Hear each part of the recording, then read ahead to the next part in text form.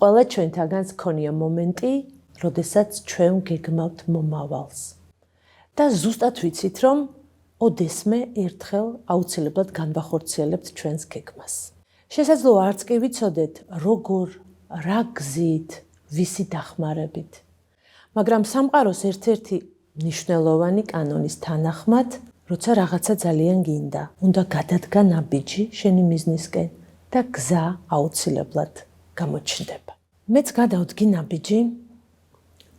ნაბიჯი და გზა გამოჩნდა. გზა, რომელიც ძალიან გრძელი და საინტერესო მოგზაურობა იქნება მშობლების და შვილების სამყაროში. მინდა წარმოგიდგინოთ პოდკასტი აღზრდის სკოლა მშობლებისათვის. მეგობრებისთვის უბრალოდ ASM. და პირველი მადლობა ამ პოდკასტის შექმნისთვის მინდა გადავუხადო Ed Production-ის პროფესიონალთა გუნდს, რომლებიც არიან თავისი საქმის ნამდვილი პროფესიონალები და დღეიდან ჩვენი ყველა პოდკასტი გადაღებული იქნება მათ მიერ. აგრეთვე მინდა გადავუხადო მადლობა ფსიქოლოგოს, რომელსაც უნდა მიაკითხოთ, როცა ფსიქოლოგი გჭირდება და კოუჩინგის საერთაშორისო ასოციაციას, რომელიც არის უსწრაფესი გზა ჩვენი გრანდიოზული მიზნებისაკენ. ASM განსხვავებული ფორმატის პოდკასტია. ჩვენ ყოველჯერზე გვეყოლება ახალი მენტორი და ცოცხალი აუდიტორია, რომელიც დაესწრება ჩვენ პოდკასტს, რომელიც ტრენინგის ფორმატში ტარდება. თქვენ შეგიძლიათ დარეგისტრირდეთ და მობრძანდეთ ჩვენს პოდკასტზე, დასვათ კითხვები და ჩაერთოთ პროცესში. ჩვენი დღევანდელი გადაცემის სტუმარია ფსიქოლოგი, ჩემი მეგობარი, წყვილთა შორის ურთიერთობის კონფლიქტების მოგვარების სპეციალისტი, NLP კოუჩი ზაზა ქოიავა. დიდი მადლობა ზაზა, რომ დღეს აქ ხარ. დიდი მადლობა თქვენ, რომ მომიწვიეთ. ზაზა, ძალიან მნიშვნელოვან თემაზე მინდა ვისაუბროთ. როდესაც ვფიქრობდი ამ პოდკასტის პირველი გადაცემა როგორი უნდა ყოფილიყო, გადავწყვიტე, რომ ქართლის დედის ქვეყანაში, იქ სადაც ყველაზე დიდი ძეგლი არის ქართლის დედა, რომელსაც გვერდით მამა არ ყავს, პირველი გადაცემა მამების თემისთვის მიმეძღვნა. მზად ხარ? სერიოზული გამოწვევა იქნება. ხო, ეგ კითხვაც საინტერესოა პრინციპში. ვინ არის ქართლის მამა? ან სატყავს საერთოდაც ქართლის დედას მამა? როგორ გზნობ თავს, როგორც მამა, როგორც მამაკაცი ქვეყანაში, რომელშიც ქართლის დედა მამის გარეშე დგას. ეს ხო ფაქტობრივად კულტია და ეს არის ჩვენი კულტურის თავისებურება. ისე მე ბევრი მიფიქრია მაგაზე სხვათა შორის, თავის დროზევე. ოღონდ ქართლის დედაზე არ მიფიქრია და იგივე პასუხი მაქვს ქართლის დედაზეც. მე მიფიქრია, სად იყო 9 ძმა ხერხეულიძის მამა, როდესაც მარაბდის ბრძოლაში მე-10 უკვე დედამ აიღო დროშა ხელში. როგორც გადმოცემულია ლეგენდის მიხედვით და დიდი ალბათობით ეს ლეგენდა სიმართლეა, როგორი დედებიც გვყავდა. იცი რა, ის უკვე გარდაცვლილია სამშობლოსთვის ბრძოლაში, როგორც ჩანს. ანუ იმაში, რომ 9 ძმა ხერხეულიძე ბოლომდე სამშობლოსთვის პატრიოტულად იბრძვის, მე მგონია, რომ არა დედას, არამედ უკვე მათ გარდაცვლილ მამას აქვს თავისი წვლილი შეტანილი აღზრდაში და პატრიოტიზმში. მე ასე მგონია ქართლის დედის შემთხვევაშიც. ძალიან დიდი მადლობა. ალგეც ლეკვების ბავშვების მამა უკვე გარდაცვლილია სამშობლოსთვის ბრძოლაში. მე ყოველთვის ასე მეგონა. და იმიტომაც არიან ისინი ალგეც ლეკვები მომავალში, რომ ეს მამამ უნდა ასწავლოს ეს აღზრდას მამა აკეთებს. ამას მე კარგად ჩავშლი, როცა შეკითხვას დამისვამ. ძირითად შემთხვევაში აღზრდას მამა აკეთებს, დედა უბრალოდ არავითარ შემთხვევაში არ მინდა რომ რაღაცა ის დედის თემას და მამის თემას შევადარო ერთმანეთს, უბრალოდ მათ თავთავიანთი როლი აქვთ, როგორც ფსიქოლოგიაში ამბობენ და აღზრდის, პატრიოტული სულისკვეთების, ღირებულებების ნაწილის, სქესობრივი იდენტობის აღქმის ნაწილში ძირითად შემთხვევებში მამა უნდა იყოს და არა როგორც მახინჯურად ხდება ხოლმე ხანდახან სამწუხაროდ, რო სადამსჯელო ოპერაცია, რაღაცა საშავებ, ეხლა მოვა მამა შენ და ნახე. ანუ ეს გეთანხმები, ნახე, შესაძლებელია ამანაც განაპირობა, იქიდან გამომდინარე, რომ საქართველოში სულ ომები გვქონდა. 9 ძმა ხერხეულიძის მამა ალბათ უკვე სამშობლოსთვის იყო სავარაუდოდ დაღუპული, სადაც დედა თავისი 9 შვილით იბრძოდა, თუმცა ნახე, ჩვენ არ გვაქვს ომი.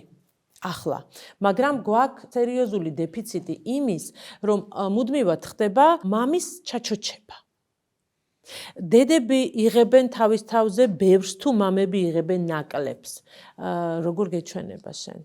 ხო, ისეთი შეკითხვაა, რომ ერთი პასუხი არ არსებობს, მაგრამ მოდი ვიმსჯელოთ ერთობლივად, მივიდეთ პასუხამდე, როგორც ჩვენ ვაკეთებთ ხოლმე. თუნდაც ცოტა წავიკამათოთ კიდეც არანაირი, იმიტომ რომ შენ დედა ხარ, მე მამა ვარ ამ შემთხვევაში. დედა არასოდეს არ აიღებს საკუთარ თავზე ბევრს. მოდი აქედან დავიწყოთ, როცა მამა თავის ადგილზეა. დარბაზი ყავს აქ და დარბაზის ჩაერთვება კითხებით. მარტო მე მითვალისწინებ საკამათოდ. მე ყველას ვითვალ, ვინც მისმენს იმათაც ხუმრობ რა საკვირველია. შესაბამისად, დედა არასოდეს არ იღებს ალბათ მეტს. ძირითად შემთხვევებში მაინც ხო. ეხლა გასაგებია რომ ფსიქოლოგიაში 2+2 ძალიან იშვიათად არის ხოლმე 4. ამიტომ ბევრი სხვადასხვა ვერსია არსებობს. მაგრამ უმრავლეს შემთხვევაში მოდი ამ მიმართულებით გავყვეთ.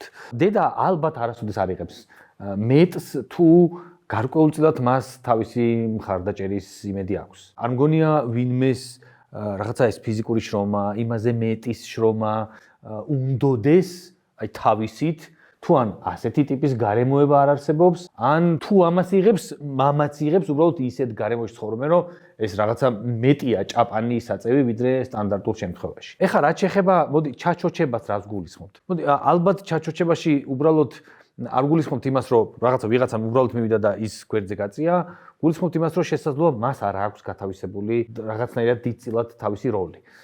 რა დროს შეიძლება ეს მოხდეს?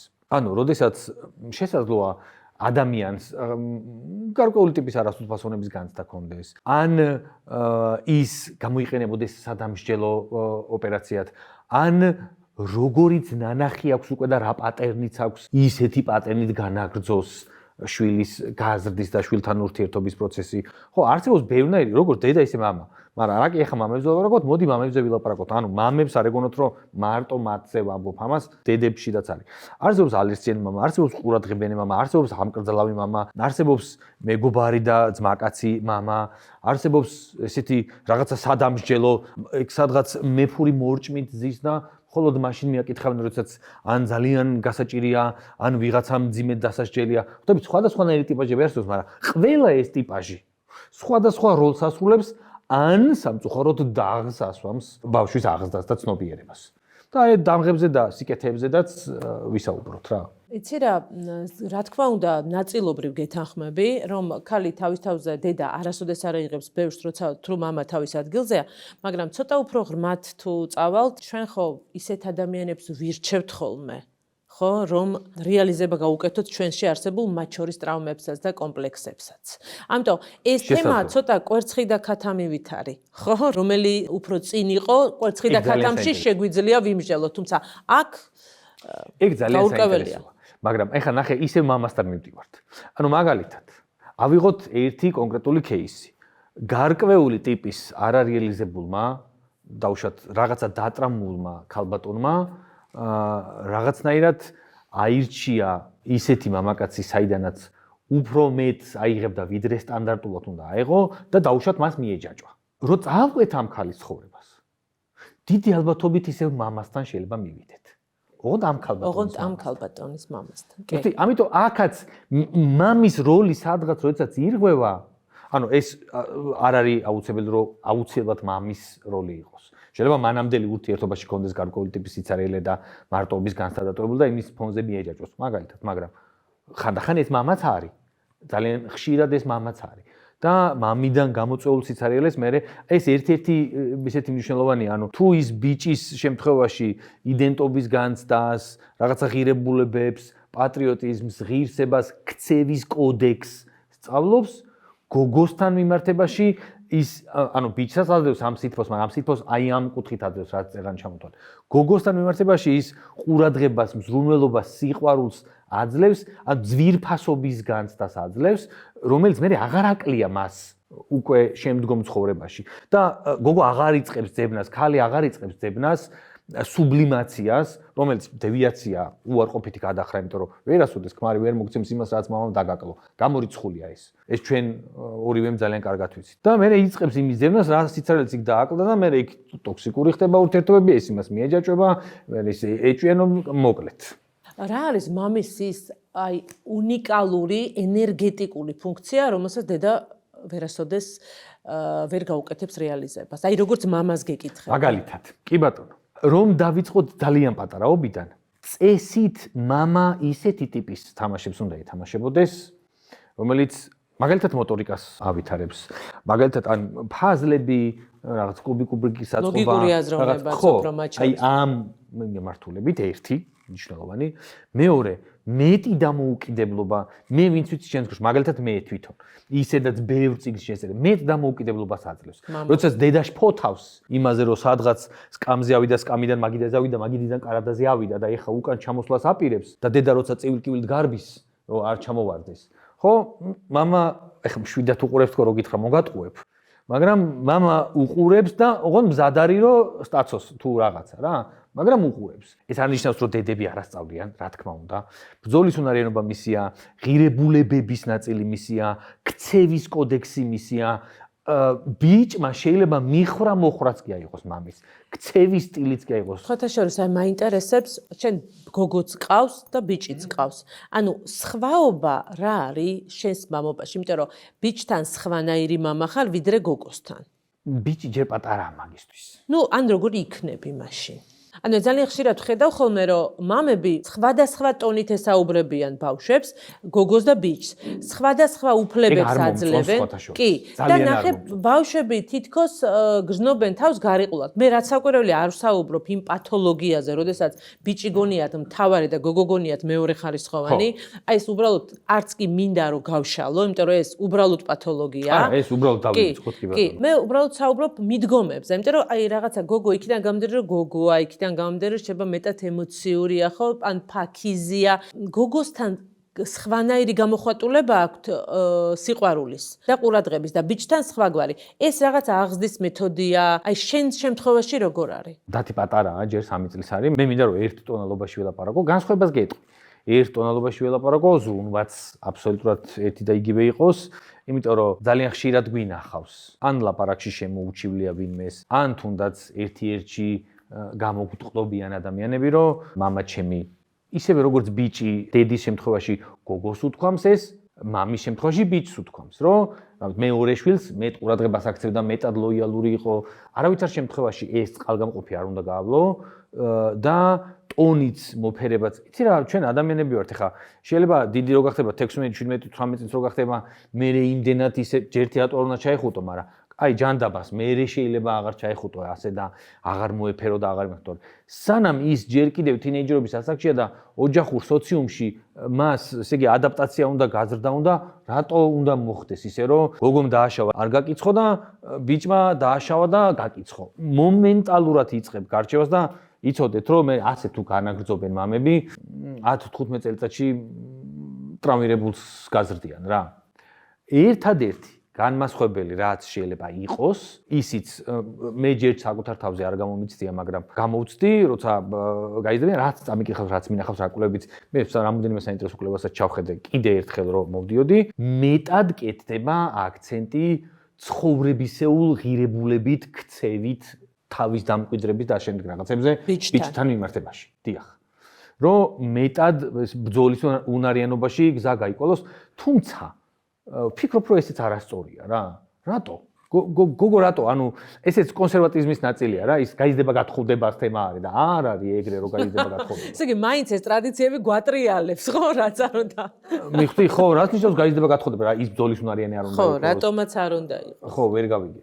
მით უმეტეს იმ ქალების ხელში, რომელიც შენ უკვე თქვი და სწორედ ძალიან საინტერესოა, ერთ-ერთი ფსიქოლოგია მამაკაცი, ისიც ძალიან კარგი მამა შენი არ იყოს. ხა, იმიტომ ვუსმევ ხას, რომ მე მინახავს მაგალითად, როდესაც შენ შაბათ დღეს, რომელიც არის შენი შვილების დღე, მაგრამ ვერც საქმეს უღალატე და ვერც შვილებს, კისერზე ჩამოკიდებელი ბავშვით მოსულ ხარ, დაძინებულით და ჩაგიტარებია ლექცია. მინახავს და ნუ ძალიან ბევრი რამ მინახავს და კიდევ ერთი ძალიან საინტერესო ფსიქოლოგი მამაკაცია, მისგან არ მიკითხავს უფლება რო აქ ვახსენო, ამიტომ გვარი და სახელის გარეშე დავტოვებ. მის პერსონას მახსოვს ის ყვებოდა, რომ ორი გოგო ყავს მას. ყვებოდა როგორ ფენდა ის სარეცხს, ანუ პოსტიც ჰქონდა ამ თემაზე, რომ ერთი კვირა ყოველ დღე ვაკეთებ საქმეებს, სარეცხს ფენ და ჩემ შვილებს აქცენტირებას უკეთებ, რომ აი ნახე, მამა, მე ვფენ სარეცხს. გოგო რო ხარ, იცოდე რომ სარეცხი დედაშენი რო დაიბადა მემკვიდრეობით, კი არ გადმოყვა იმის გაფენა. იცოდე რომ მე ვარ მამა, მე შემილია გავფინო და შესაბამისად შენმა ქმარმა თუ არ შეუძლია სარეცხი გაფინოს, იცოდე რომ იმ შენ ქმარს რაღაც პრობლემა აქვს. ანუ უხსნი და ბავშვს თავიდანვე, რომ როგორ შეიძლება ფუნქციები გადანაწილდეს და როგორ შეიძლება მამაკაცმა შვილზე იზრუნოს. არა მარტო. არა მარტო. ხვდები, მე სიამოვნებს ამის გაკეთება. პირადად მე თუ მკითხავ, ეხლა სარეცხის დაფენა არ ვიცი, სიმართლე რომ მითხრა. მაგრამ დანარჩენ მოვლის ამბავში, ჭამის, გამოცვლის და ასე შემდეგ ამბავში, მე პირიქით სიამოვნებს, როდესაც სახლში ვარ, ამათ მე რო ვუკეთებ, მეტიც. როდესაც დათუნას ჭუპა უნდა, მე მკიდებს ხელს და მე მიმათრევს და დედამისი, როდესაც წამომე და არა და მე. მე ამით არ ვეხმარები ჩემს მეუღლეს. რავი, მე ამით ოჯახურ საქმეს ვაკეთებ მასთან ერთად და შვილებთან ერთად ურთიერთობ. კი. ყველაზე ხშირად ადამიანები, რომლებიც მოდიან, ხა ჩემთან და დარწმუნებული ვარ შენთანაც ამ თემით, რომ მამა იყო ემოციურად არახელმისაწვდომი. ანუ მამა ჩემს კი ძალიან ვუყვარდით, ყველაფერს აკეთებდა, მაგრამ ემოციების გამოხატვა არ შეეძლო. ანუ მამა თავის საქმეს აკეთებდა სამსახურში, შემდეგ მოდიოდა და გაზეთი იყო თუ ტელევიზორი იყო, ეხლა სკროლვა და ადრე ტელევიზორი იყო თავის სამყაროში. ანუ მამა არ იცის ბავშვებს როგორ ეკონტაქტოს. მოდი დავეხმაროთ მამებს, იმიტომ რომ ამ ბოლო დროს ძალიან ბევრი გაცნობიერებული მამა ვიცი, რომელიც სვავს კითხვას, რომ როგორ გამოვხატო ეს ემოციები, ხო? ან რა დოზაა საჭირო იმისთვის, რომ ბავშვი ნაკლებად ტრავმირებული გაიზარდოს. აი, კრიტერიუმებად რო ჩავშალოთ. აი, ვისაც აინტერესებს, როგორ უნდა იყოს ხელმისაწვდომი ემოციურად, განუმარტოთ, რასთან აქვს საქმე. ეს ძალიან კარგი შეკითხვაა. მე ან გამომშა, ან მე ვაპირებდი თქმას, არ აქვს ამას არსებითი მნიშვნელობა, რომ ხშირად მიუწვდომლები არიან, ანუ დრო არ აქვთ, ბევრს მუშაობენ, მეც მაწუხებს ეს პრობლემა, ნამდვილად ვაღიარებ და ვაპირებ კიდევ უფრო მეტად შემცირებას სამუშაო დროის და მეტი დროის დათმობას მათთვის და მე გარკვეული ტიპის ძვირადღირებული საჩუქრებით ან და ასე შემდეგ ცდილობენ ამის ჩანაცვლებას. იმ პერიოდში ეს კი კაია რომ მიუტან გაეხარდება და ასე შემდეგ, მაგრამ საბოლოო ჯამში ეს მაინც ვერ ანაცვლებს. გამოსყიდვა არის საკუთარი დანაშაულის. და ბევრჯერ ამას თუ იზამ, მე უკვე შენი ემოცია კი არა, სასაჩუქრე რაღაც მოუნდება და აი ხშირად ყოფილა კი, მოსულან ჩემთანაც, მოსულა შენთანაც, სადაც აი თითქოს ყველაფერი კარგად იყო. თითქოს კარგი ბავშვობა ქონდა. თითქოს მამა არ უყვიროდა. თითქოს რაღაცა დასჯის მექანიზმებიც, მაგრამ აი რაღაც მაინც აკლია. და აი ეს რაღაც არის ის ემოციური დანაკლისი, რომელიც ხო არ დაუჯერე ხას ის მძიმე ღუზა არ დევს დასჯის, მიტოვების და შემდეგ, მაგრამ რაღაცა მაინც არის, რომელიც თლად სულფასოვნების განცდას შეიძლება და წავყოლებებს და მცირე დისკომფორტები, რომელიც ისე არის გაშლილი არაცნობიერში, რომ ასე ერთიან ტრავმად არ ჩანს, მაინც მიგვიგნია ამისათვის. ამიტომ მაქსიმალურად, რა ვიცი, ეხლა გასაგებია, რომ წარმატებული მამები დღევანდელ საქართველოში მით უმეტეს სადაც ამდენი სხვადასხვა პრობლემა, იქ ესხია, იქ სამსახური, რაღაცა ვალდებულებები, თუ ჭკვიანი ხარ, კიდე უფრო მეტად გამოგიყენებენ იმისთვის, რომ კიდე უფრო მეტი საქმე აკეთო და ასე შემდეგ. ხო, მენეჯმენტზედაც გავაკეთოთ ერთი პოდკასტი და ამ ნაწილსაც გავშალოთ კარგად. ხვდები, ბევრი რამის გამო შეიძლება დაკავებული იყო, მაგრამ მაქსიმალურად ეცადეთ, რომ ის რა თავისუფალი დროც გაქვთ, მათთან გამოიყენა. ის 1 საათი რა უნდა გააკეთოს მამამ, რომ გააკეთოს ამ ემოციური კომპენსაცია. გამოკითხოს ბავშვის ცხოვრების შესახებ. როგორ იყო დღეს სკოლაში? რა ხდებოდა დღეს ბაღში? რა ჭამე? მოდი ერთად წავიკითხოთ ზღაპარი. ანუ რაც ბავშვს იმ მომენტში უნდა, რაც მას იმ მომენტში უყვარს. ხოლო თუ შაბათ-კვირას სადმე მათთან ერთად წავა, ჩაეხუტება, მოეფერება, რავი, კისერზე შემოისვამს და ამ შემდეგ, ხო, საუკეთესო ამბავი და ვარიანტი იქნება.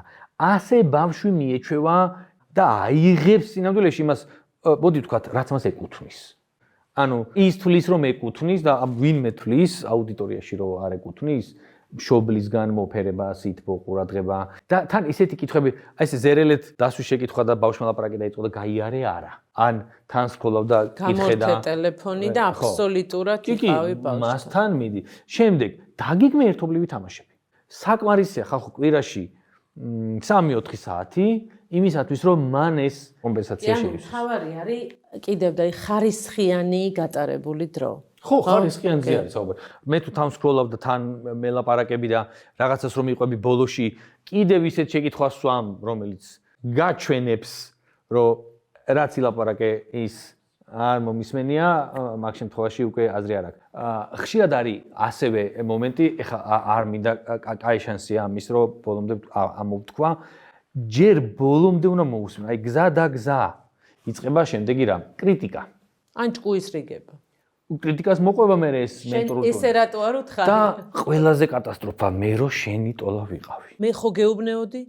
ხო, ნუ ხომ გეუბნებოდი, კიდე უარესი და იცოდეთ, განსაკუთრებით გოგონების და ბიჭებიც. მოკლედ, შვილები მამის შენიშვნაზე და კრიტიკაზე გაცილებით მძაფრად რეაგირებენ ვიდრე დედის. დედას გალაითებული აქვს ხოლმე. ინფლაცია ხდება, იმიტომ დედა ბევრს ლაპარაკობს, ხო?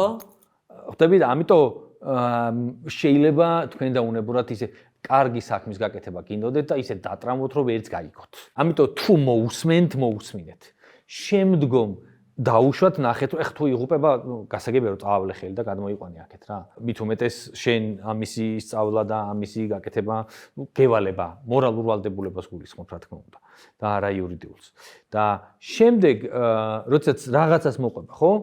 მოდი აბა ერთობლივად გავაანალიზოთ, როგორ შეგეძლო უკეთ გაგეკეთებინა, რა შეგეძლო უკეთ გექნა და ასე შემდეგ. მაგალითად, აი ბევრჯერ მოსულა, მაგალითად ისეთი ტრამვით ღუზით ადამიანები, სადაც აი სახში მივედი, აი ეს მოუყევი, რაღაცა იქ მასწავლებელმა რაღაცა მიქნა ვიღაცა.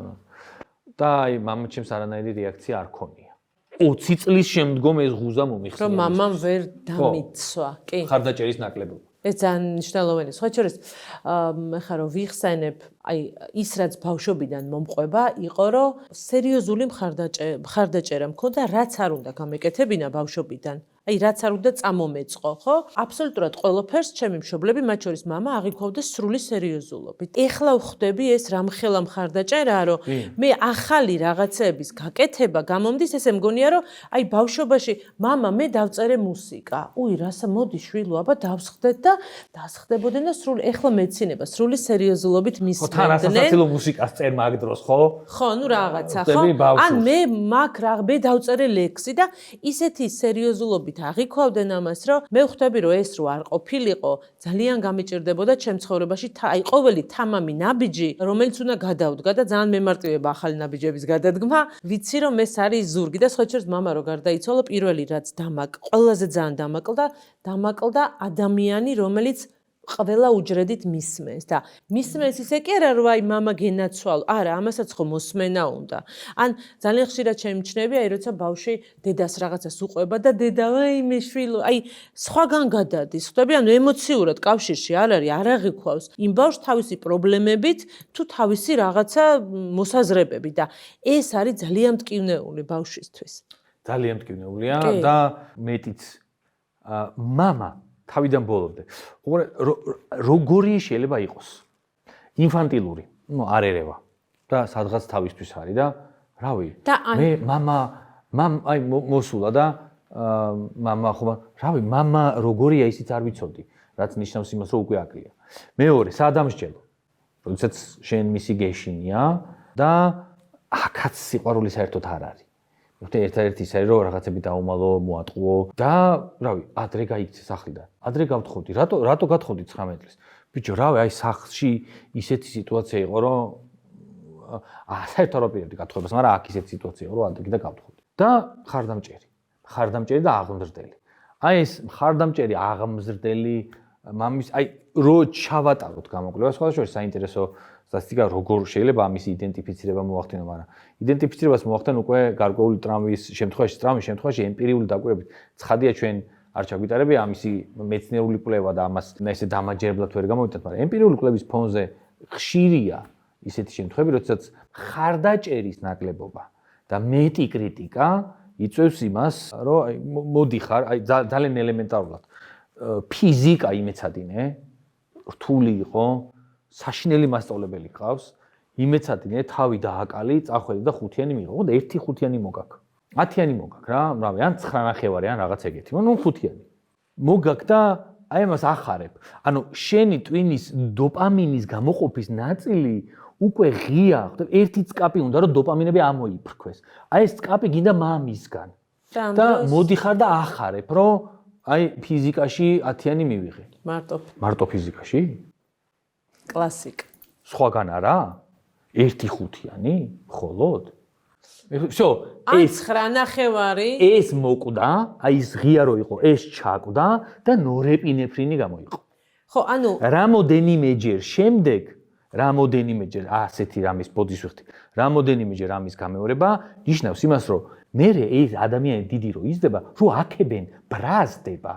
ან ეუცნაურება, ან ბრაზდება, ან სიყალბე გონია. და რო წაყვები, იმიტომ გონია ეს, რომ მხარდაჭერის ნაკლებობა ქონდა ბავშვობაში.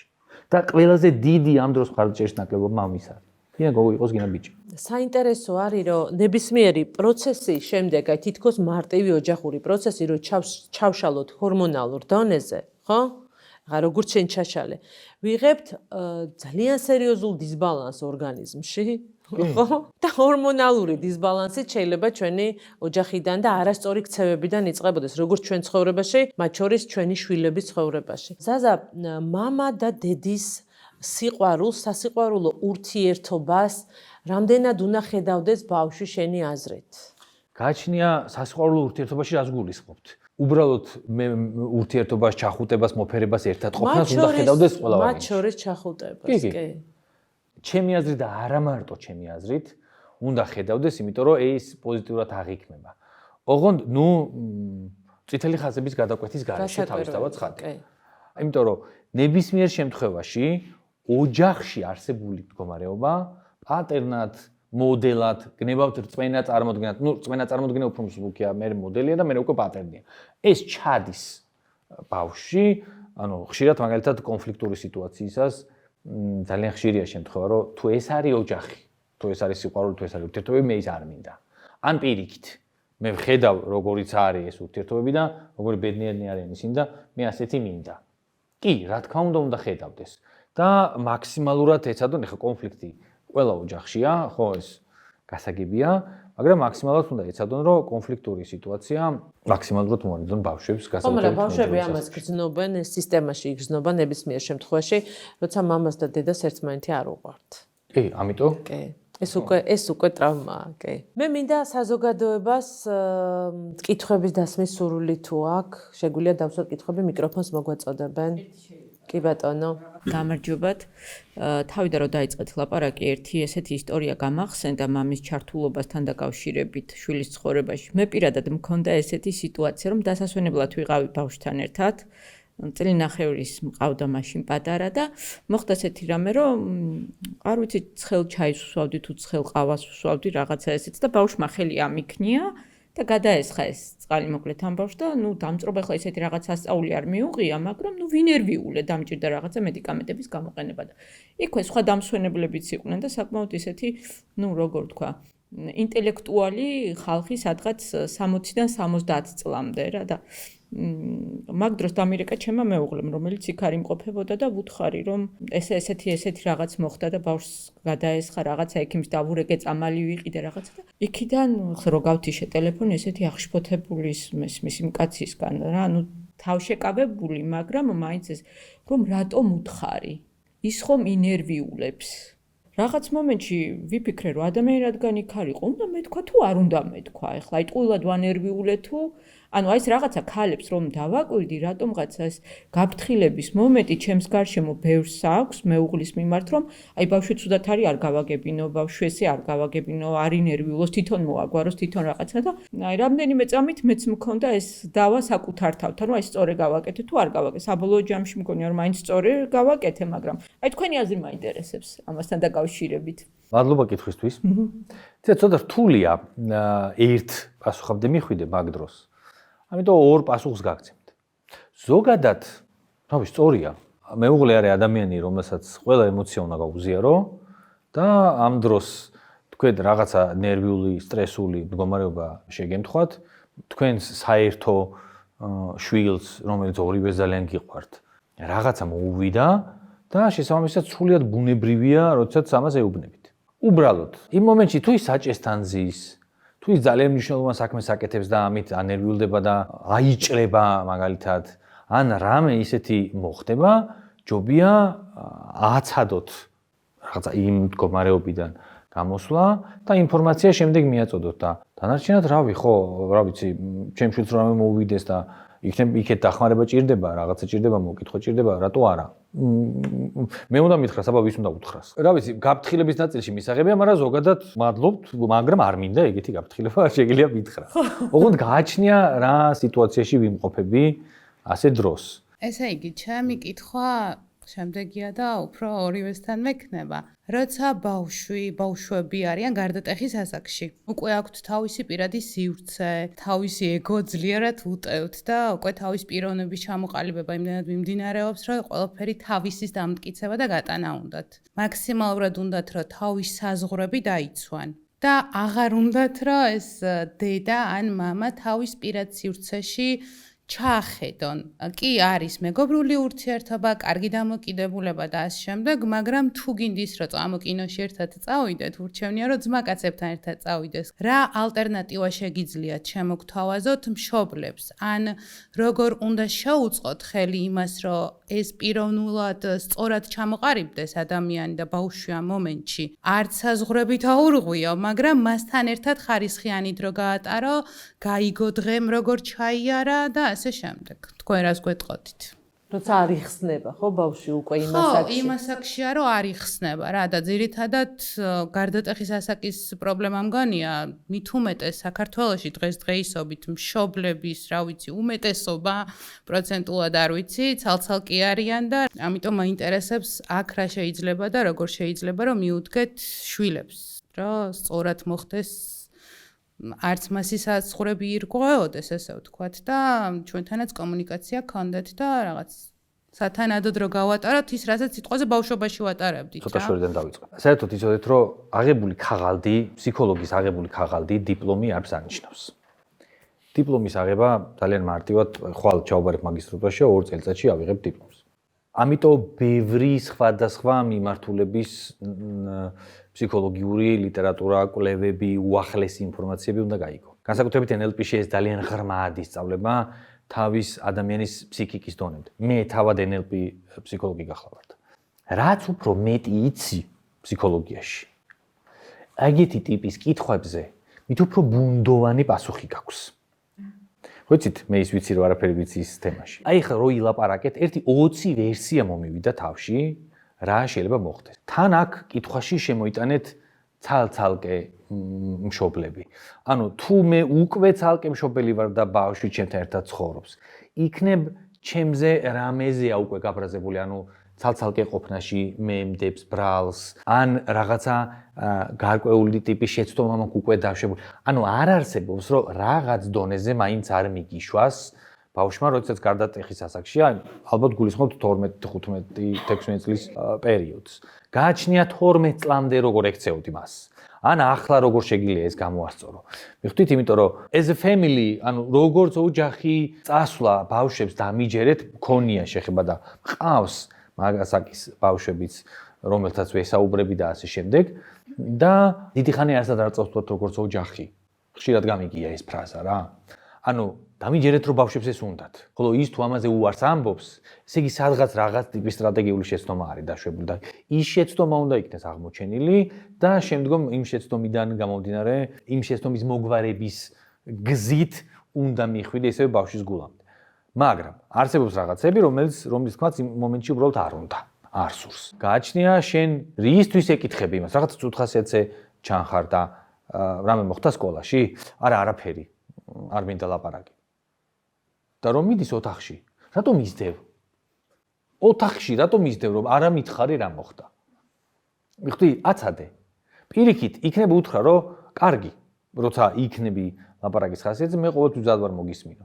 და ერთხელად როცა გეტყვის ამას, იქნება მანამდე გითხრა და შენ უკვე სანამ, ანუ თქვენ არ გულისხმობთ მაინც და მაინც. იქნება მანამდე გითხრა და შენ უკვე სანამ ესე იგი მას აზრს ბოლომდე დაამთავრებინებდი, შეაწყვი ვიცი ხა და აუ შენ ხა ამას ასე იზამდი და მაგიტო ქენი ეს და ამის ფონზე ბავშვს დაეკარგა ამისი თქმის სურვილი.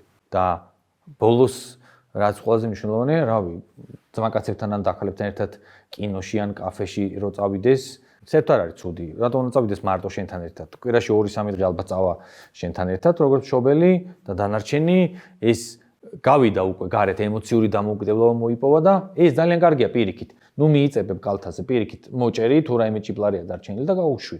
ოღონ ნუ კი ბატონო, სულ იცოდე სად არის, იმიტომ რომ მშობელი ხარ და ნერვიულობ. მაგრამ გაუშვი. აი ესეთი ზოგადი პასუხი შემიძლია გაგცეთ.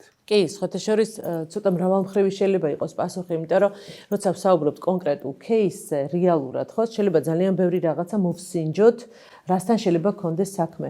პირველი, როგორც ბავშვობაში ვერთობოდით და როგორც ბავშვობაში ისე ვერ გავერთობით, როგორც ჩვენი მშობლები ვერ გაერთობიან ჩვენთან, როგორც ბავშვობაში ერთობოდნენ, ხო, იმიტომ რომ ჩვენ უკვე დიდები ვართ და ის გასართობი აღარ გვაინტერესებს. პირველ რიგში ვფიქრობ გააზრება იმისა, რომ ისინი გაიზარდნენ, უბრალოდ გააზრებაც კი შეცვლის სიტუაციას და დამოკიდებულება როგორც ზრდასრული პიროვნებებისადმი.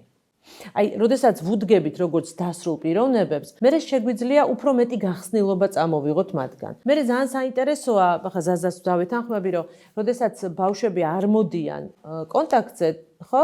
აქ რაღაცა გულწრფელ საუბარზე არ მოდიან.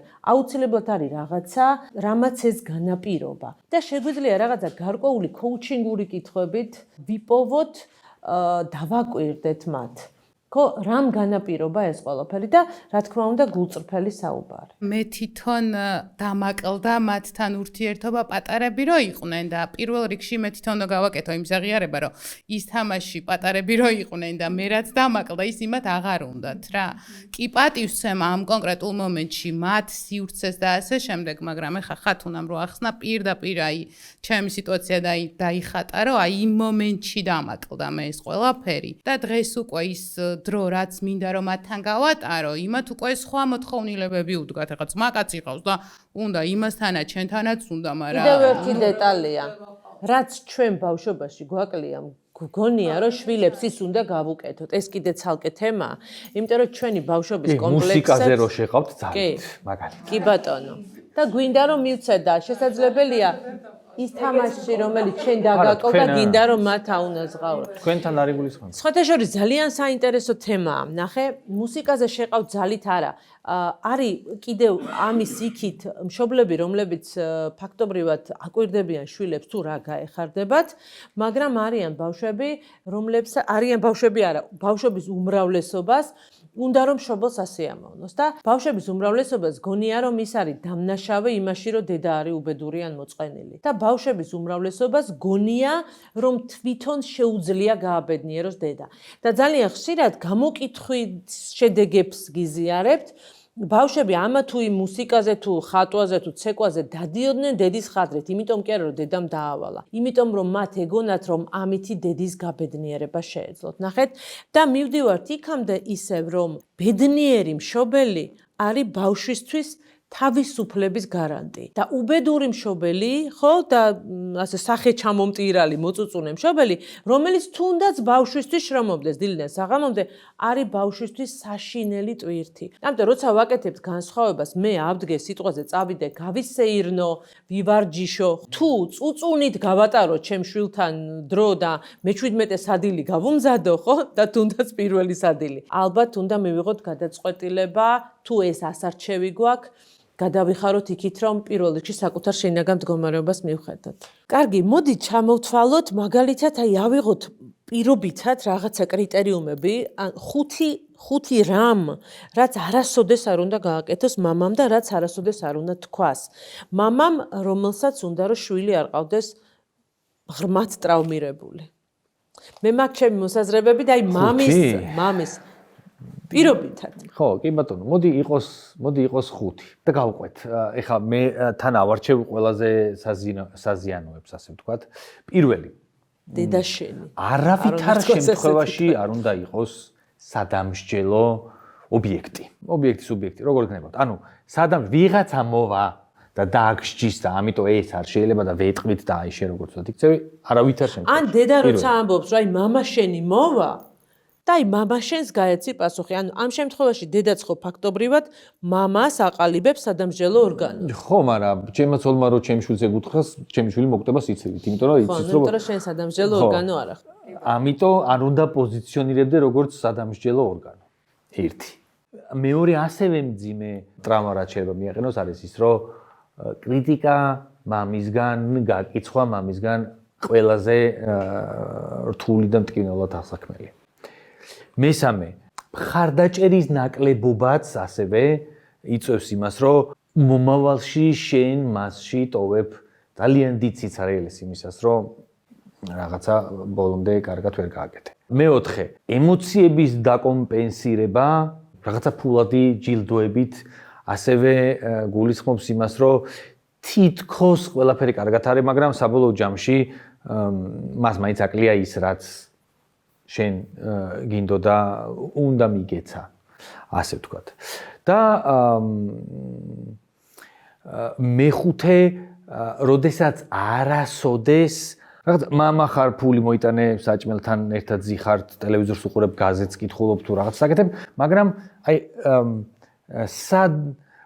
სააღმზრდელო ამბები, სააღმზრდელო პროცესი შვილთან არასოდეს არ გაგიკეთებია.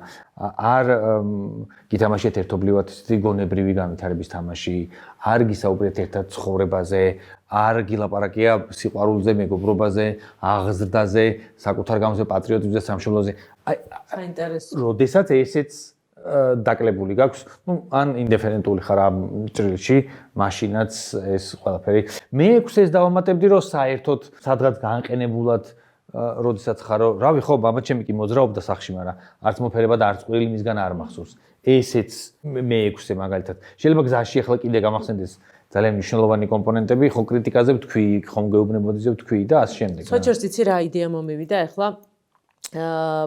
მინდა შემოგთავაზო, გავაკეთოთ ერთგვარი ჩამონათვალი, რაღაც სტატიასავით იმ პუნქტებისა, რაც ძალიან მნიშვნელოვანია, რომ შენ შვილთან ერთად გააკეთო. და მე სიამოვნებით გავაზიარებდი ამას ჩემს გვერდზე, მამებისთვის, იმიტომ რომ რეალურად მამები არიან, რომლებიც უბრალოდ არ იციან საიდან დაიწყონ. იმიტომ რომ მათ ცხოვრებაში ეს არ ყოფილა. იმიტომ რომ ყველა ხომ ჩვენი ბავშვობიდან მოვდივართ და ძალიან მნიშვნელოვანი იქნება, აი რა შეიძლება აი რო ავიღოთ მაგალითად ჩელენჯი, 30 დღიანი ჩელენჯი, ხო? და გაუწეროთ თითო საათი, რაზე უნდა ესაუბრო შვილს, მე ვფიქრობ ძალიან საინტერესო იქნება. და რა შეიძლება გააკეთო შენ შვილთან და ეს იყოს მამებისთვის. კი ბატონო, გავაკეთოთ. აი რაღაც წესები ან სახელმძღვანელოსავით ან რაღაცა. კი, ძალიან საინტერესო იქნება. მიმართულების მისაცემი. კი ბატონო. კი, გააზრებული მშობლებისათვის ვფიქრობ იდეალური კრიტერიუმებია, თუმცა არსებობს კიდე ისეთი მძიმე შემთხვევები, რომელიც ჩვენ აქ უბრალოდ არ ჩამოვთვალეთ, ხო? მამამ რაც არ უნდა გააკეთოს, არ უნდა განასხვაოს შვილების ქესის და მიხედვით. არ უნდა განასხვაოს. მამამ არ უნდა უყვიროს დედას და არ უნდა ძალადობდეს ოჯახში. მამის ხამარი არ უნდა იყოს მთავარი პრობლემის გადამწყვეტი. იაზრებდეს, რომ მისი ქცევა არის ძალიან მნიშვნელოვანი ბავშვისთვის და მაგრამ ძალიან ხშირად არიან სამწუხაროდ მამები, რომლებიც მოზარდობის ასაკში არიან ჩარჩენილები და ვერ იაზრებენ, რომ ისინი არ არიან ოჯახის ცენტრი. ხო, რა, ოჯახის თავი ცენტრი, ხო? ანუ ყველა არის ცენტრი, ხვდები? ყველა თავისი ცენტრია. აი იმ ოჯახში ეს ერთიანი ოჯახია და იქ ყველა თავისი ცენტრია რა. და ერთობლივად ეს ცენტრია. არავინ არ არის შუაში და არავინ არ ტრიალებს მის ირგვლივ. ძალიან მარტივია. არც მჭირდება ვინმე ჩემს ირგვლივ. ისედაც ვიცი რომ მაგარი ვარ. ვინც არ იცის, იმას ჭირდება რომ ის ირგვლივ ვიღაცა ემაიტრიალონ რა. კი, კარგ მამობას, ასე ვთქვათ, ისევ და ისევ განაპირობებს ძალიან ბევრი ფაქტორი, როდესაც ადამიანს შეუძლია ჩამოყალიბდეს პიროვნებად და ამისთვის მე მგონი პიროვნული ზრდის გარეშე, განვითარების გარეშე, მუდმივი ცოდნის დამატების გარეშე ფაქტობრივად შეუძლებელია რომ ჩამოყალიბდეთ და თან რაც შეეხება აი ამ ემოციურ ჩაკეტილობას, რაც ხშირად გვაქვს ხოლმე მამების შემთხვევაში, განაპირობებს გარკვეული კულტურული ფაქტორიც, რომ მამაკაცები არ ტირიან.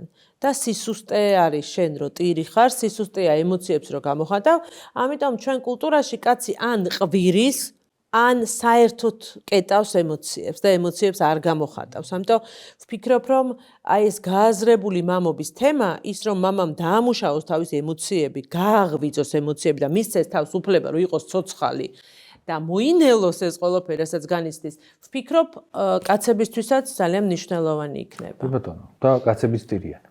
კი, და უпростоრად, ხო, ნამდვილი კაცებიც ტირიან, ნამდვილი ბჭყალებს, რასაც ძლიერი კაცებიც ტირიან. ჩვეულებრივი ემოციაა და ტირიან. ძალიან ჩვეულებრივად. კარგით, კიდევ თუ გვაქვს კითხვები, მეგობრებო? მე და გისვათ ისევ კითხვას თუ შეიძლება რა. ეხლა ძალიან ცოტა რომანტიზირება მოხდა ჩემთვის რაღაც საკითხების და დავიწყებ ბოლოდან და თავში გავყვები საუბრის. ბოლოდან რატო? ანუ მამამ ესე, მამამ ისე და ასე შემდეგ და ნახე ჩემი აზრით სუბიექტური ვიქნები, მოდი. ძალიან დიდი როლი აქვს დედას, მამა როგორ მოიქცევა შვილთან. იმიტომ რომ რომანტიზირება რისი მოხდა ბატონი ზაზას მხრიდან, ვეთანხმები, მაგრამ დღევანდელ საქართველოში და 90-იანების საქართველოში, როცა ქალი იჯდა სახში, ოჯახის ფუნქციები ქონდა სრულად თავის თავზე აღებული, ფაქტიურად შვილთან მამას არ უშვებდა, იმიტომ რომ ერთ-ერთი ბერკეტი რო ოჯახი შეენარჩუნებინა და დაეჭირა, ეხლა ცოტა ისეთი მძიმე საკითხია შეიძლება. იყო ეს, რომ მაქსიმალური მზრუნველობა ქონოდა შვილებზე, მაქსიმალურად ქონოდა ყველაფერი მოწესრიგებული და ასე შემდეგ. შესაბამისად, ემოციურად დაკეტილი იყო შვილებისთვის მამა, იცოდნენ, რომ იქ სადღაც ხო როგორც თქვით, მეფესავით იჯდა და, რავი, ბევრი მაგალითი ვიცი ამის რა. შესაბამისად, მე მგონია, რომ დედის როლი იმაში, რომ მამა როგორ მოიქცევა, ძალიან დიდია. ანუ თანხმდრაში უნდა იყვნენ დედა და მამა, რომ განსაზღვრონ შვილთან როგორ მოიქცევიან და დედამაც ხო რაღაცა თავის მხარეს პირიქით უნდა მოიტრიალოს ალბათ ის მამა, რომ ემოციური კონტაქტი შვილთან კონდეს მამას. და ამაში ჩართულობა დედას უნდა კონდეს, თორე რავი, მე ვფიქრობ, რომ თუ მართლა განათლებით ფსიქოლოგი არ ხარ და რაღაც პიროვნული ზრდაგანვითარებით განსაკუთრებულად არ ხარ დაკავებული, ისე, რავი, არ მგონია იმ დასკვნამდე მიხვიდე, რომ მოდი ახლა რაღაც ემოციები გაუზიარო ჩემ შულს რაღაცნაირად, რომ ეხა იმას იცარიელი არ იგრძნოს. იცი რა, მოსაზრება იყო თუ კითხვა? კითხვა არის და მოსაზრებაც, რა ვიცი, მაინტერესებს თქვენი მსჯელობა ამაზე, როგორი იქნება. ეს ჩემი აზრია, რა თქმა უნდა. მადლობა. დედას რასაკვირველია, ძალიან დიდი როლი აქვს, უბრალოდ ჩვენ დღევანდელი გადაცემა მამებზე გვაქვს, იმიტომ რომ დედის როლზე და დედის ფუნქციაზე ძალიან ბევრი ინფორმაცია მოგვისმენი. მე ვფიქრობ, რომ გაცილებით მეტია, ვიდრე მამის როლი ახლახანს წამოვწიეთ ჩვენ და უკვე საბედნიეროდ მხდება ხოლმე ტელესივრცეში, პოდკასტებში, როდესაც ჩვენ ვსაუბრობთ მამის როლზე. და ამიტომ გადავწყვიტეთ, რომ მამის პრიზმიდან შეგვეხედათ, თორე რასაკვირველია, დედის როლი ძალიან დიდია და ჩვენ მომდევნო გადაცემაში ძალიან კარგად გავშლით ამას ასტროლოგ სოფია ბზეკალავასთან ერთად, იმიტომ რომ დედა ოჯახურ სისტემაში არის ძალიან მნიშვნელოვანი ფიგურა, მაგრამ აქ ჩვენ საუბრობთ იმაზე, რომ არანაკლებ მნიშვნელოვანია მამაც. და ის, რაზეც ჩვენ საუბრობთ, ხო, რომ აი ჩვენ კულტურაში ადრე ასე იყო, დედისთვის ეს იყო ბერკეტი. კი, შესაძლებელია ეს ასე ყოფილიყო, მაგრამ ჩვენ დღეს ყველანაირად უნდა შევეცადოთ, მეტი შევიმეცნოთ. და გავხდეთ ჩვენი თავის მშობლები, ანუ გავხდეთ დასრულები. და გავხდეთ დასრულები და ჩვენი შვილებისთვის მაქსიმალურად შევძლოთ, რომ ვიყოთ სრულფასოვანი მშობლები, რომ რაც შეიძლება ნაკლები ტრავმა მიიღონ მათ. დედას რასაკვირველია, უდიდესი როლი აქვს, რაზეა საუბარი. დედას როლი აქვს. მამას არ ექნება მხარდაჭერა ცოლის, რომ ბავშვთან იყოს ურთიერთობაში ჩართული და ემოციური კონტაქტი ქონდეს, არ მგონია, რომ ისე შედგეს მამა-შვილის ურთიერთობა, როგორც ცალკე მამა დაიგეგმოს, რომ აი კი ბატონო, ზუსტად ისე გავიგე, როგორც ამბობ. თანხმობა არა. შეიძლება დედამ ჩაკეტოს რა მისი შვილები მის სივრცეში ისე, რომ არ ქონდეთ ღია კონტაქტი მამასთან. ხო რა, ანუ აი მამა მოვიდა სახში ბავშვებს ძინავთ. და დააძინა 10 წუთით ადრე, იმიტომ რომ რაღაცა ის დრო უნდოდა, რომ გაეტარებინა თქვათ ქმართან ერთად. და ასე შემდეგ რა, ანუ აი ბევრნაირად შეუძლია ეს ქალს მოახერხოს. და ამიტომ ვიძახი, რომ ქალის მხარდაჭერა ქმრისადმი, მისივე შვილების მამისადმი არის მნიშვნელოვანი, რომ ბავშვს ჰქონდეს მამასთან სრულფასოვანი კომუნიკაცია, კონტაქტი და ის ემოციური მხარდაჭერა მიიღოს, რაზეც ბატონი ზაზა საუბრობს. ძალიან საინტერესო რაღაც თქვი. ნახე 10 წუთით ადრე, როდესაც მამის მოსვლამდე ცოლი ბავშვებს აძინებს, იმიტომ რომ ქმართან ჰქონდეს კონტაქტი.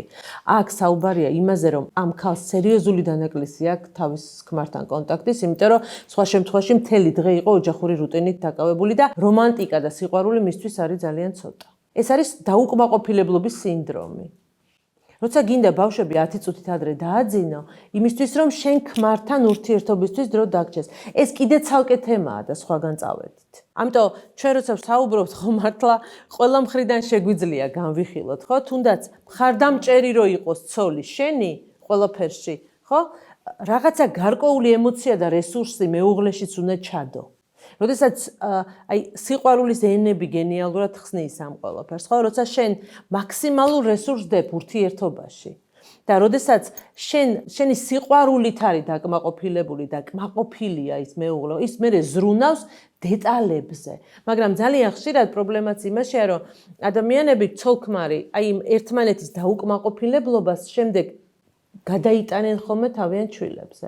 და ნებისმიერ შემთხვევაში, აი ყვირილის შემთხვევაშიც ძალიან ხშირად გვიმსჯელია ამაზე, რომ როდესაც მამა ან დედა უყვირის ბავშვს, 3 წლის ბავშვს, რომ იმან რაღაც გააკეთა ან არ გააკეთა. ლოგიკურად კითხვებით რომ მივდივართ, ის ბავშვს არასოდეს არ უყვირის. ის ხვდება რომ ბავშვი ამას ვერ გააკეთებდა. ის იმ ბავშვში უყვირის თავის პარტნიორს. ამიტომ ხშირ შემთხვევაში ბავშვზე ყველაფერი წყდება მაშინ, როდესაც პარტნიორობა დამაკმაყოფილებელი არ არის. როდესაც პარტნიორებს ერთმანეთის ყურადღება და სიყვარულით არიან დამშეულები, ხო? მაგრამ ესეც მერე მოდის ჩვენი ოჯახებიდან, იმიტომ რომ ჩვენ აი ამ სიყვარულის დანაკლისით ჩვენი ოჯახებიდან მოვდივართ და შემდეგ პარტნიორისგან ძალიან ბევრს ვითხოვთ. როგორც წეღან უკვე აღნიშნე, ეგ ერთ-ერთი მიმართულება და ვერსიაა და მაგ ვერსიას ნამდვილად აქვს არსებობის უფლება, რომ დედას გარკვეულწილად შეუძლია ჩაკეტოს, რავი, მამა მოვა და გააბრაზოს და აყვირებინოს შვილისთვის. ანუ კი, ყოლია მქონია ეგეთი შემთხვევები, მამაჩემი რავი, ხმას არ იღებდა და თავისთვის წლანად მოდიდა, მაგრამ ეს რაღაცა რომ შეუნთებდა, მერე ის მოდიდა და ჩვენ გვიყვიროდა. რა თქმა უნდა, შეუძლია. ოღონდ ამ შემთხვევაში ესეც სუსტია, კაცი. ასე დროს, ეხლა მილიონაირი მოჯადოებული წრე შეუძლია გააკეთოს და ხო და მე მილიონაირი პირობითად მე ამ შემთხვევაში. მე მილიონაირი მოჯადოებული წრის გარღვევა შემიძლია ის რომ ჩემ შვილებამდე მივიდე. მაგალითად, დააგძინა 10 წუთით ადრე, კაი, მივალ და გავაღვიძებ. მიხდი, ანუ გასაგებია ხა თუ რაღაცა ისეთ გადაკეტვებს აკეთებს, თუ გადაკეტვებს იმიტომ აკეთებს, რომ მასთან ერთად უნდა რომ ვიყო, ოკეი, იქნები და ხვალ მივხედავ ბავშვებს. ხდები, რა თქმა უნდა დიდია. რაც შეეხება თავად რომანტიზებას, არა, რო ყოფილიყო მშობლის როლი, ორივეზე ვილაპარაკებდი.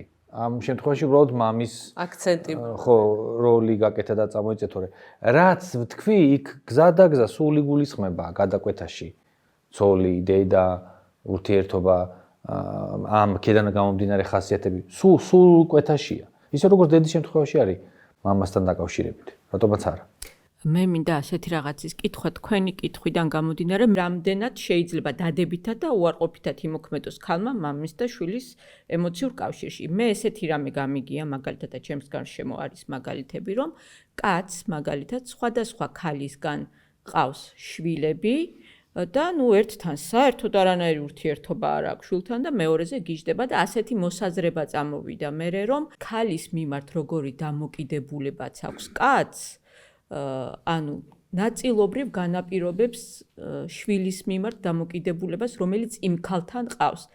ეს რამდენად ჯდება ლოგიკაში კი არა და რამდენად შეიძლება ეგრე იყოს და ქალზე რამდენად ძალიან ხშირად ეგრეა. ძალიან ხშირად ეგრეა. მერე ნუ შეიძლება მაგ წრის გარღვევაც და შვილების მიმართ დამოუკიდებლად პოზიტიური გრძნობების და შეგრძნებების გამოჩენა, მაგრამ ძალიან ხშირად მინახავს ზუსტად ეგრე. ანუ თუ ქალთან მას ურთიერთობა უფუჭდება და დაუშვათ სახლიდან მიდის, ავტომატურად უფუჭდება ურთიერთობა შვილებთანაც, ან იმდენად ცივი არ არის და მე გზა და გზა მუშაობს ამაზე და მე ისევე ბრუნდება შვილები. იმიტომ იბადება ხოლმე კითხვა, რომ ამ ერთი და იგივე მამაკაცს ერთ შვილთან თუ შეუძლია იყოს იდეალური მამა და ყველანაირად კარგი და მეორესთან ხო ცოტა მაგითაც განსხვავდება დედა და მამა, ანუ ქალი მშობელი და კაცი მშობელი. ხო, აი ეგ ძალიან საინტერესო ის არის თემა, რომ არის ესე იგი ამაში სიმართლე. ძირითადად ჩვენ გარდა იმისა, რომ ცალკეც გვიყვარს შვილები, როგორც შვილები, საყვარელი ქალის შვილობიდან გამომდინარე გვიყვარს ისინი. და როცა ის საყვარელი ქალი აღარ არის, ეს ნაკადი წყდება რა. კი, მერე შემდეგ, როდესაც უკვე ვიზრდებით, ჩვენ შეგვიძლია ჩვენ ტრავმებს მივხედოთ, ხო? პრობლემა როდის არის ბავშვის ტრავმა, სანამ ის ბავშვია და როდესაც ის დასრული ხდება, შემდეგ თითოეულ დასრულს, თითოეულ ჩვენთაგანს აქ ჩვენი ისტორია, ჩვენ გვაქვს ჩვენი ტრავმები და ჩვენ როცა გავიზარდეთ, ჩვენ ავიღეთ პასუხისგებლობა საკუთარ ტრავმებზე და ტკივილებზე და ვისწავლეთ მათი განკურნება და დაამება. და პრინციპში ბავშვობაში მშობლების მხარდაჭერის, რაც უნდა წამოვიღოთ, ის მხარდაჭერა, ის გვერდზე დგომა, აი ელემენტარული საჭიროებები უნდა იყოს დაკმაყოფილებული. ამ შემთხვევაში ტრავმები, რომელიც ჩვენ ცხოვრებაში არის, ისინი არსებობს, მაგრამ ის ჩვენ შეგვიძლია რესურსად გამოვიყენოთ. ის ტრავმები ჩვენ არ გვბოჭავს და არ ასე ვთქვათ, წარმატებისკენ, კი, წარმატებისკენ მიმავალ გზაზე არ გვიშლის ხელს. არის შემთხვევები, როდესაც ადამიანს უბრალოდ არაფრის გაკეთება არ შეუძლია. მაგრამ თუ მე შემიძლია უკვე დასრულ ასაკში ჩემ თავს მივხედო, ჩემ ტრავმებს უწამლო, გავიაზრო რაღაცები, გადავაფასო და მივიდე იქამდე, რომ მივიღო ჩემი მშობლები, ისეთები, როგორებიც ისინი არიან, რეალურად მივიღო. რეალურად ვიყო მათი მადლობელი, მიუხედავად იმისა, რომ ვხედავ იმას, მაგალითად, რაც მეთკინა. ეს არის ფაქტობრივად, მე ვფიქრობ, განვითარების ის წერტილი, საითკენაც უნდა ვიაროთ თითოეულმა ჩვენთაგანმა. და მოკლედ, დღევანდელი გადაცემა რომ შევაჯამო, რა შეიძლება იყოს უნივერსალური რეცეპტი? მე ვფიქრობ, უნივერსალური რეცეპტი არის სიყვარული. არ არსებობს მეთქი მინდოდა და მეთქვა, მაგრამ სიყვარული ნამდვილად არის. იმიტომ რომ თუ სიყვარული რაღაცას საკითხის გადაჭრა არ შეგვიძლია, არ შველის ეს სიყვარული, ეს ნიშნავს, რომ უნდა გავაორმაგოთ სიყვარულის დოზა. ამიტომ დედას და მამას შორის სასიყვარულო ურთიერთობა ავტომატურად ნიშნავს, რომ ეს სიყვარული ბავშვებთანაც მიდის და როგორც რესურსი დაეწევა, ამიტომ მინდა მოგიწოდოთ, რომ გვიყვარდეს ერთმანეთი და ვიყოთ ბედნიერი მშობლები, იმისთვის რომ ჩვენ შვილებს ბედნიერი მომავალი გქონდეთ. აბსოლუტურად გეთანხმები. სიყვარული, მხარდაჭერა, ემპათია, ხო, ყველაზე საინტერესო რაც დამავიწყდა არის, რომ ძალიან ხშირად შევხედოთ, აი, დღეს რომ მოყევი და ამით დავასრულებ მეც, აღარ გავაგრძელებ დიდხანს, რომ აბსოლუტურად სერიოზულად უდგებოდა მამა და უშუალოდ რაღაცა ლექსი დავწერე მუსიკა. ხო, ამ გადასახედიდან შეიძლება ის ლექსი და მუსიკა აღარც არსებობდეს, აღარც გახსოვდეს და ძალიან სასაცილო ჭირდეს. მაგრამ როგორმე ვეცადოთ, რომ მისი გადასახედა შევხედოთ რაღაცებს. მისი სათვალე გავიკეთოთ, მისი ტკივილი გავიაზროთ, მისი სიხარული გავიზიაროთ იმისათვის, რომ მან მხარდაჭერა და აი ეს ემპათია იგრძნოს. და რა თქმა უნდა, გვიყვარდეს ერთმანეთი კი ბატონო. ძალიან დიდი მადლობა მეგობრებო, დღევანდელი დღისთვის. მადლობა თქვენ.